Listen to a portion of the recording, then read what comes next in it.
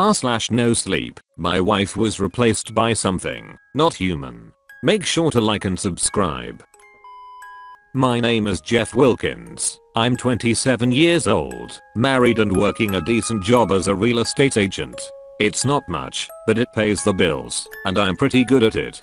My wife was a registered nurse, so we didn't see each other as much as I liked. And Lord knows how much I used to love to see her. She was beautiful.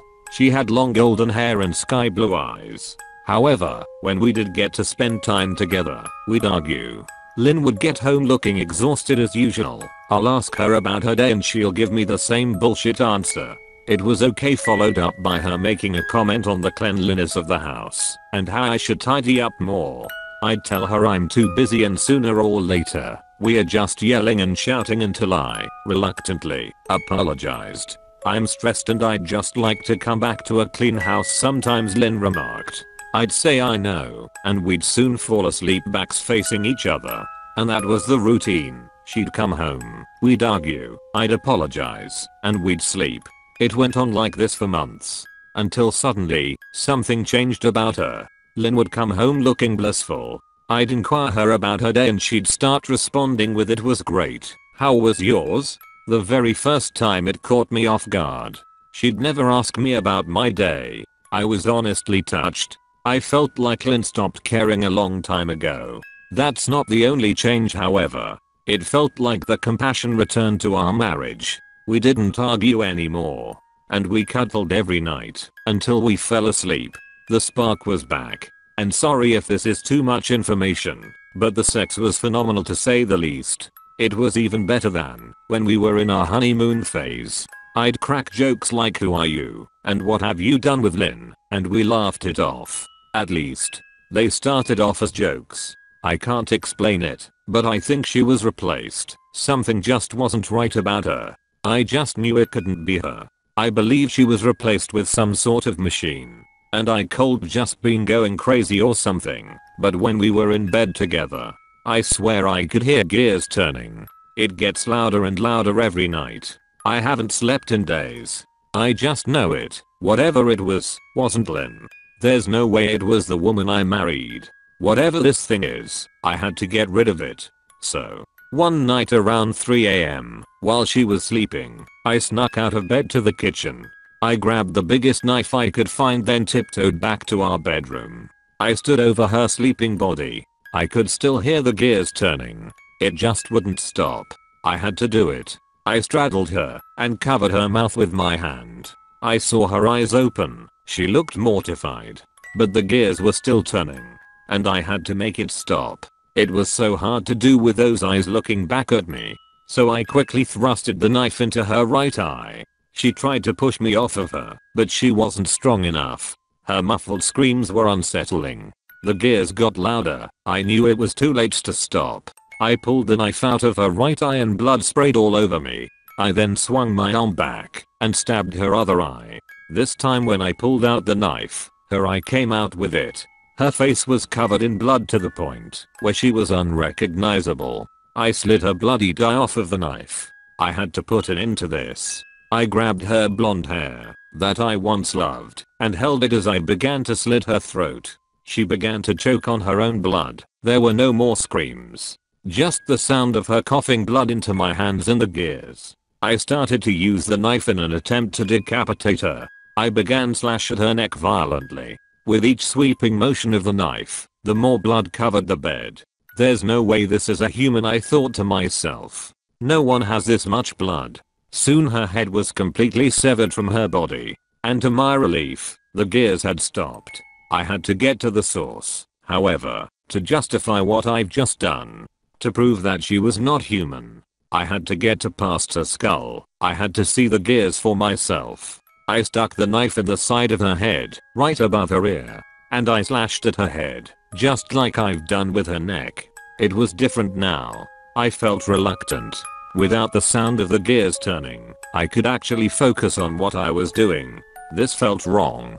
This only motivated me to keep going, however. Once I saw the gears for myself, it wouldn't feel wrong anymore. I started going as fast as I could to get her head open. And I finally did it. I could see inside of her skull. And I was wrong. There were no gears. There was a brain. An actual human brain. This can't be true, I thought to myself. I know what I heard.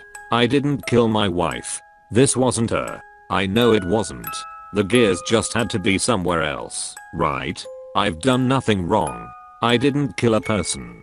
She was not human, and I know it. The gears are somewhere in her. I've just gotta keep searching. Even if I have to cut her up into a million pieces, I will find them. My wife went back to her country. Someone else came back. My wife got the call at 2 a.m. In the span of a minute, I watched her face change from confused, to concerned, to deeply upset.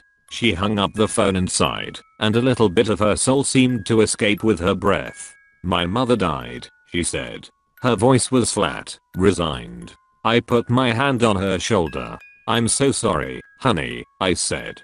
She simply shook her head and slid off the bed. I need to go back to Romania, she said. Just for a week or two. For the funeral and to solve some family matters. My curiosity was piqued, but I didn't dare to ask. My wife has always been very private about her family, and she gets upset when asked too closely about it. I've always tried to respect her space on this. This time was no exception. I simply kissed her on the forehead and lay back in bed, watching the back of her head as she booked next day airline tickets, silently resigning myself to a week of sitting on the couch eating Chinese takeout and watching old Office reruns. She flew out the following evening and returned a week and a half later. Only, when I picked her up at the airport, it wasn't her. I couldn't explain the dread that filled my body as the woman approached me, smiling. She looked exactly like my wife, but there was some indefinable quality that was not the same. She hugged me, and my body went stiff. She held me at arm's length, beaming joy, but her eyes were cold. Is everything okay, honey? She asked. I nodded. My stomach sunk when I spotted the difference. My wife has a small birthmark on her cheek, a beauty mark, but this woman's cheek was bare. What happened to your birthmark? I asked, as nonchalantly as I could. Oh, the woman said. You noticed. My great aunt gave me something to get rid of it. Some sort of secret recipe that burned like hell. She wouldn't tell me what was in it, but it worked like a charm. She smiled, but her eyes were searching, seeing if I believed her. Beginning to doubt myself, I smiled back. When we got home I went straight for a beer to settle my nerves. I saw a bowl of strawberries, and it gave me an idea. Hey honey, I called out. We've got some strawberries left over. Want some? Sure, she said, walking into the kitchen. I handed her the bowl. As she bit the end off the strawberry she winked at me. Chills ran down my spine. My wife was deathly allergic to strawberries. The only reason they were in the house at all was that I had forgotten to throw them out before I picked her up at the airport. Is everything okay? She asked. Her eyes roved up and down my face. Fine, I said, forcing a smile. I just missed you is all. AWW, she said, and planted a kiss on my forehead. I didn't know what to do. Luckily, my phone rang just then, and I used that as an out. I'm expecting a call from work, I lied, ducking into the other room to take the call. Honey, said the voice on the other end. I recognized it immediately as the voice of my wife. Hey, I said breathlessly, you won't believe what's going on. I know what's going on, said my wife. Just listen, you need to get out of the house. Okay, I said, I will. I hung up the phone. When I turned around my fake wife was standing in the doorway staring at me. Is everything okay, honey? She asked. My heart was pounding in my throat as I answered. It's fine, I lied. Work emergency. I've got to go. Okay, honey, she said. Hurry back. She winked and licked her lips, but her eyes looked so cold and filled with something that looked like hunger. I quickly got out of there. On my way out of the driveway my phone rang once again. Did you get out of the house? My wife asked as soon as I picked up the phone. Yes, I said. I did. Can you please tell me what is going on now? I will, in time, said my wife. Just don't go back to the house until I call you and tell you it's okay. Check into a hotel. Before I could protest, the line clicked dead. When I tried to call back, I got a notice that the line had been disconnected. I called in sick for work, and I slept in the hotel for 3 days before I got the phone call from my wife. "It's safe," she said. "You can come home now." She hung up before I answered. When I got there, my wife was waiting for me in the doorway. As soon as I saw her, my heart flooded with joy. I jumped out of the car and ran to embrace her. I held her face in my hands and examined it, just to be sure. It was my wife, alright. The birthmark was there and everything. After that, I let her bury her face in my chest. We stood there hugging for an eternity that was far too short before she broke away. "Come on inside," she said. "I'll make you a drink and explain everything." My wife mixed my whiskey and Coke strong, just how I liked, and I downed it greedily as she sat down across from me. As I was setting the glass back down, I noticed a smudge on my shirt. It was greasy, like one of my wife's Mafia pens.